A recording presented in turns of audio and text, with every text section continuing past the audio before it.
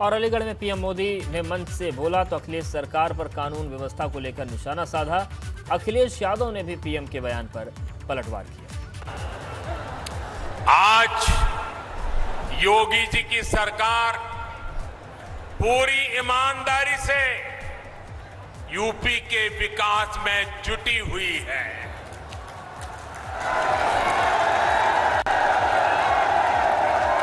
एक दौर था जब यहां शासन प्रशासन गुंडों और माफियाओं की मनमानी से चलता था, लेकिन अब वसूली करने वाले, माफिया राज चलाने वाले सलाखों के पीछे है। प्रधानमंत्री जी को होम डिपार्टमेंट का, और अगर होम डिपार्टमेंट का डेटा नहीं मंगा सकते तो कम से कम डायल 100 का डेटा मंगा सकते हैं और उन्हें देखना चाहिए कि आखिरकार उत्तर प्रदेश में अपराध कौन बढ़ा रहा है, और कम से कम मुख्यमंत्री जी को ये निर्देश देकर के जाएं कि टॉप 10 माफिया उत्तर प्रदेश के कौन हैं, और कम से कम ये तो पता ही होगा, सबको पता है, उत्तर प्रदेश के वो मुख्यमंत्री हैं जिन्होंने अपने मुकदमे वापस लिए। और चलिए सीधे मेहमानों को रुख करते हैं। हमारे साथ मनोज काका जी जुड़ गए हैं, प्रवक्ता समाजवादी पार्टी। हमारे साथ सहयोगी नितिन उपाध्याय भी अलीगढ़ से जुड़ गए, और थोड़ी देर में भाजपा सांसद सतीश गौतम जी भी हमारे साथ जुड़ेंगे।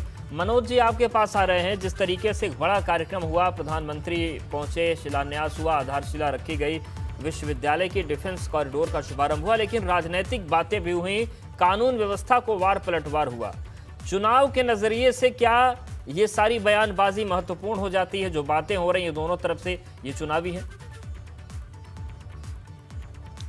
देखिए, चुनाव में आरोप प्रत्यारोप के बजाय समाजवादी पार्टी का ये मानना है कि चुनाव में कम से कम बुनियादी जो व्यवस्थाएं हैं उस पर ध्यान देना चाहिए। और जब पूरे देश के प्रधानमंत्री जी जब उत्तर प्रदेश, पश्चिमी उत्तर प्रदेश में आए, तो लोगों ने ये सोचा, जो मथुरा से, जो आगरा से, जो फिरोजाबाद से जो तस्वीरें आ रही हैं तड़पती हुई माँओं के, माँ के गोद में ही नौनिहाल दम तोड़ रहा है, तो उत्तर प्रदेश के लोगों ने ये सोचा कि हमारे दुखों पे कम से कम मरमाहत होंगे देश के प्रधानमंत्री जी, और कम से कम अपने सूबे के मुख्यमंत्री से ये सवाल जरूर करेंगे कि बच्चे मर रहे हैं, सबसे ज्यादा नौनिहालों की मौत हो रही है, जिस प्रदेश में हजारों बच्चों की मौत हो रही है, उस पर सरकार का क्या प्रबंधन है।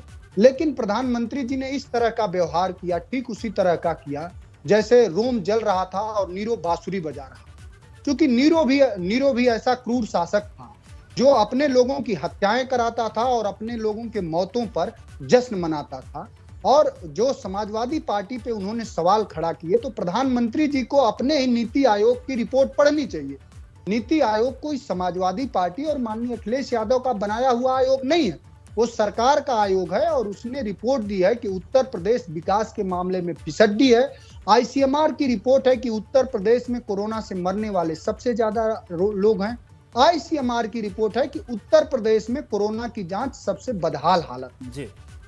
तो प्रधानमंत्री जी से समाजवादी पार्टी ये पूछना चाहती है कि आप इतना माननीय अखिलेश यादव से और समाजवादी पार्टी से इतना भयाक्रांत क्यों रहते हैं कि 7 साल से आप केंद्र की सरकार में हैं, 4.5 साल से आप प्रदेश की सरकार में हैं, लेकिन ना आप किसान का भला कर पाए, ना आप बेरोजगारी खत्म कर पाए, ना आप भ्रष्टाचार खत्म कर पाए। ठीक है, तमाम भ्रष्टाचार की बात की नितिन, और भी बहुत चीजें बात हुई।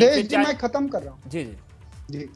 भ्रष्टाचार की उन्होंने बात किया। ये पहली ऐसी सरकार होगी जो अब स्थापित होती है उत्तर प्रदेश में, तो ही इतना भ्रष्टाचार करती है कि ऑक्सीजन का अभाव होता है और बीआरडी में 400 से 500 नौनिहालों की जान चली जाती है। देखिए मनोज काका जी, अगर उसकी बात कर रहे हैं तो आपके ही जो पूर्व राष्ट्रीय अध्यक्ष थे माननीय मुलायम सिंह यादव जी, उच्च न्यायालय से उन्होंने मंच से सार्वजनिक तौर पर कहा था कि अब 1 साल चुनाव में बचा है, जमीनें हथियाना बंद कर दो, और हमने कहर देखा है आपके लोगों का कि जमीनें कैसे लूटी जाती थी।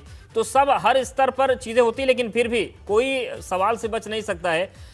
नितिन जी, आपके सवालों को मैं बहुत गंभीरता से ले रहा हूं। अगर समाजवादी पार्टी में ऐसा किसी ने किया होगा तो उसके खिलाफ कड़ी से कड़ी कार्रवाई हुई होगी। नहीं हुई थी मनोज काका जी, सवाल तो यही था।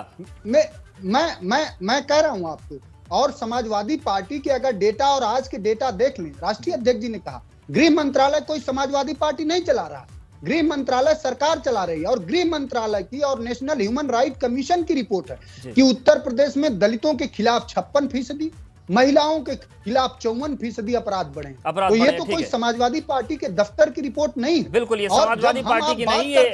बिल्कुल, उस पर उन चीजों पे आएंगे मनोज जी, थोड़ा नितिन को भी चर्चा में शामिल करें। नितिन, जब हम बात कर पा रहे हैं, जिस तरीके से आज प्रधानमंत्री ने वहां पर अपना भाषण दिया, कल्याण सिंह को याद किया, चौधरी चरण सिंह को याद किया, राजा महेंद्र प्रताप के नाम पर एक बड़ा विश्वविद्यालय स्थापित हो रहा है, और ये जो विकास की बातें, इसके साथ ही साथ एक बड़े वोट बैंक पर भी नजर है, जो बातें कही गई या जो कुछ भी हो रहा है।